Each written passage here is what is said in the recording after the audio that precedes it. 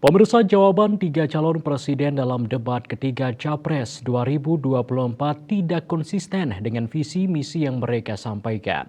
Penilaian itu disampaikan peneliti sekaligus Ketua Departemen Hubungan Internasional Center for Strategic and International Studies (CSIS) Lina Alexandra.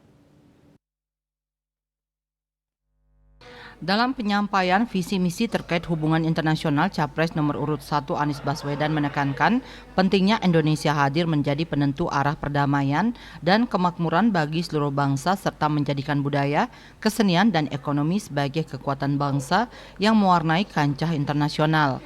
Sementara Capres nomor urut 2 Prabowo Subianto menekankan bahwa dirinya akan kebijakan politik bebas aktif dan menjalankan politik tetangga baik dengan menjalin hubungan baik dengan negara-negara lain.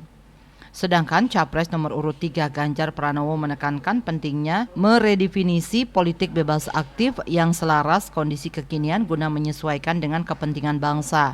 Dia juga menekankan pentingnya memperkuat infrastruktur diplomasi dan loyalitas pada kesepakatan tentang dekolonisasi dengan membantu membebaskan semua bangsa tanpa mengintervensi satu dengan yang lain.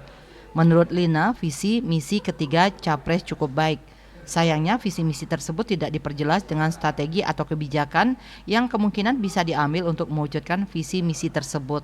KMB Bali Pos melaporkan.